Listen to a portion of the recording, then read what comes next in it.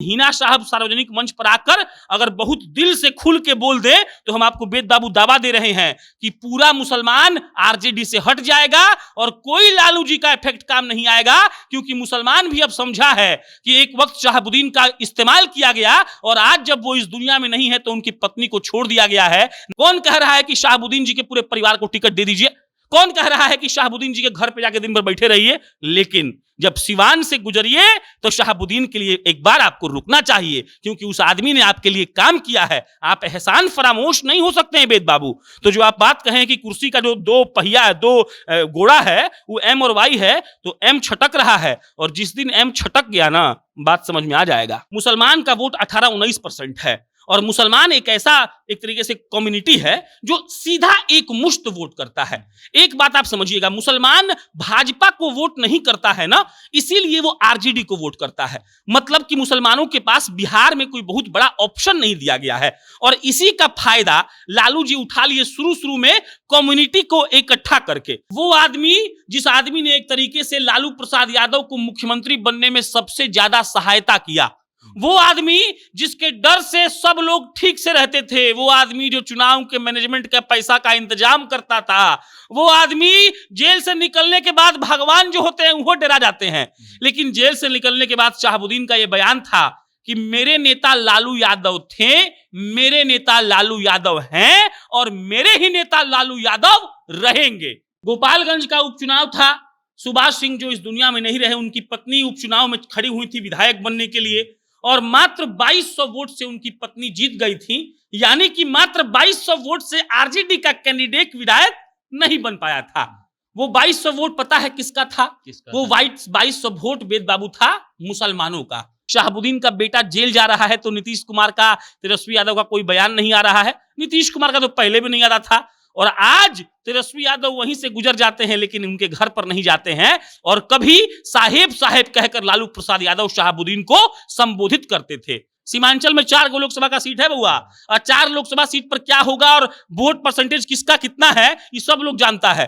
कोसी पे स्पेशल ध्यान भाजपा क्यों दे रही है? क्योंकि वहां मुसलमान वोट ज्यादा है, 51 और 49 का मसला है और वहां पर इसलिए वोट ज्यादा अगर वो गिर जाता है तो भाजपा अगर वहां मेहनत नहीं करेगी तो हार जाएगी। याद कीजिए 2016 का वो दौर जब जेल से निकलने के बाद मुसलमान बाहुबली नेता शहाबुद्दीन मीडिया से बात करते हुए ये कहते हैं कि नीतीश कुमार परिस्थितियों के सीएम हैं, मेरे नेता लालू प्रसाद यादव हैं। और अब जब लोकसभा चुनाव की तैयारी है, सिवान लोकसभा सीट का राजद के खाते में गई है, तब हिना साहेब जो शहाबुद्दीन की पत्नी है उनको साफ साफ इग्नोर कर दिया गया है। अब हम इन्हीं चीजों पे बात करेंगे और ये जानने का प्रयास करेंगे कि आखिर इससे राजद को कितना नुकसान होगा। एक तरफ जहां राजद को जोड़ के रखने का काम शहाबुद्दीन किया करते थे, वहीं अब दूसरी तरफ जब उनकी मौत हो गई है और उनके परिवार को यह कहा जा रहा था कि लोकसभा में आगे बढ़ाया जाएगा, राजद के द्वारा मौका दिया जाएगा, तब उनके परिवार को एक तरह से इग्नोर कर दिया गया है। तो सबसे पहला प्रश्न है कि हिना साहेब को जो आरजेडी इग्नोर कर दी है, लोकसभा का टिकट नहीं दी है, इससे कितना नुकसान होगा राजद को? देखिए नुकसान कैसे होगा ये आपको हम खूब बढ़िया समझाते हैं। गोपालगंज का उपचुनाव था, सुभाष सिंह जो इस दुनिया में नहीं रहे, उनकी पत्नी उपचुनाव में खड़ी हुई थी विधायक बनने के लिए और मात्र 2200 वोट से उनकी पत्नी जीत गई थी। यानी कि मात्र 2200 वोट से आरजेडी का कैंडिडेट विधायक नहीं बन पाया था। वो 2200 वोट पता है किसका था? वो 2200 वोट वेद बाबू था मुसलमानों का। और इसीलिए ऐसा हुआ क्योंकि शहाबुद्दीन जी के पूरे परिवार को आरजेडी के पूरे लोगों ने इग्नोर कर दिया।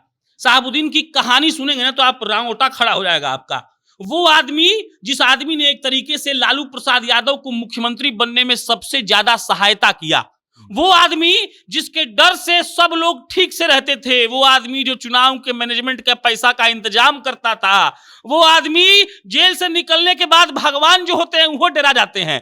लेकिन जेल से निकलने के बाद शहाबुद्दीन का ये बयान था कि मेरे नेता लालू यादव थे, मेरे नेता लालू यादव हैं और मेरे ही नेता लालू यादव रहेंगे। और वो आदमी इसके चलते फिर से जेल चला गया था, लेकिन वो आदमी ये एक्सेप्ट नहीं किया कि नीतीश जी हमारे नेता हैं। और उस आदमी को आज उनकी पत्नी को आप लोग छोड़ दिए हैं। जब राज्यसभा का बीच में सीट का बंटवारा हुआ, 2 सीट आरजेडी के पास था, उन्होंने किसी और को भेज दिया। सबको लग रहा था कि हिना साहब को आरजेडी भेजेगी राज्यसभा, लेकिन उनको नहीं भेजा गया। देखिए, एक होता है नमक हरामी। वेद बाबू, आपको हम पढ़ाएं लिखाएं, बड़का अफसर बना दें, और ठीक है आप मेरे खून नहीं, आप मेरे परिवार के नहीं है, और अफसर बनने के बाद आप पूछ दे कि तुम कौन हो बे, तो बड़ा दुख होगा हमको, कहें कि आपको सींच के ना बड़ा किए हैं। तो शहाबुद्दीन वो मुसलमान नेता थे। लालू जी का मतलब पता है क्या है? 2 अक्षर है, M और Y। यही 2 अक्षर लालू जी के राजनीतिक जीवन का, सार्वजनिक जीवन का परिभाषा है।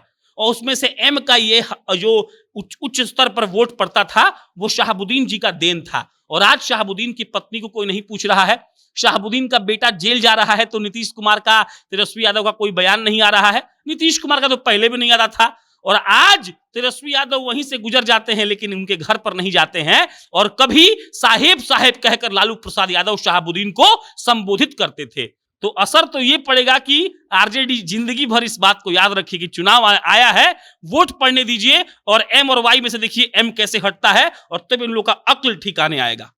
अच्छा, कहा यह जाता है कि सिवान, छपरा, गोपालगंज, पूर्वी चंपारण, पश्चिमी चंपारण, इन लोकसभा सीटों पर शहाबुद्दीन का पैठ था, असर था। हाँ। लेकिन लोग कोसी को भूल जाते हैं। क्या लगता है आपको? कोसी बहुत बढ़िया बात बोले हैं वेद बाबू आप। सबसे बड़ा बात यही हम इनको समझाना चाहते हैं इन लोगों को, और एक विश्लेषक के भी तौर पे हम लोगों को ये बताना चाहते हैं कि लोग को लगता है कि जो गंगा पार वाला क्षेत्र है, गोपालगंज हुआ, छपरा हुआ, सिवान हुआ, मोतिहारी हुआ, बेतिया हुआ, वहां पर शहाबुद्दीन का या मुसलमानों पर उनका असर है। लेकिन ये बात उतना ही सही है कि उतना ही असर कोसी में भी उनका है। सीमांचल में 4 लोकसभा का सीट है बउआ, और 4 लोकसभा सीट पर क्या होगा और वोट परसेंटेज किसका कितना है, ये सब लोग जानता है। कोसी पे स्पेशल ध्यान भाजपा क्यों दे रही है? क्योंकि वहां मुसलमान वोट ज्यादा है, 51 और 49 का मसला है, और वहां पर इसलिए वोट ज्यादा अगर वो गिर जाता है तो भाजपा अगर वहां मेहनत नहीं करेगी तो हार जाएगी। और तेजस्वी जी को लगता है कि भाई 3, 4, 5 सीट का बात है, हम लोग उसको मैनेज करवा लेंगे। लेकिन असलियत यह है कि वहां पर भी मुसलमान शहाबुद्दीन को अपना नेता मानते हैं। ओसामा साहब जब गिरफ्तार हुए थे तो भाई साहब उस आदमी के लिए, उस लड़का के लिए गया था लोग यहाँ कोसी से स्कॉर्पियो ले लेके, आप बोलेरो ले लेके। इसका मतलब क्या है?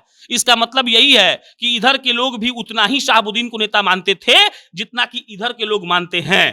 तो दोनों को मिलाइएगा तो एक आपको सोचना पड़ेगा, और वो सोच ये है कि पूरे बिहार के मुसलमान वेद बाबू शहाबुद्दीन इफेक्ट में हैं। और जिस दिन हिना साहब, अभी बहुत खुलेआम तौर पे वो नहीं कह रही हैं, दबी जुबान में कह रही हैं कि साहेब थे तो ऐसा होता था, अब हमको ये लोग छोड़ दिया है धीरे धीरे।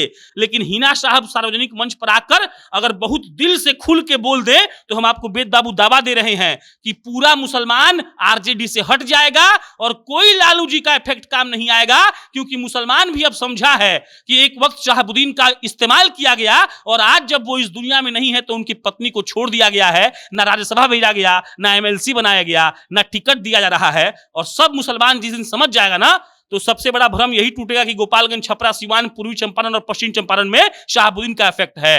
असलियत यह है कि पूरे बिहार में शहाबुद्दीन का इफेक्ट है।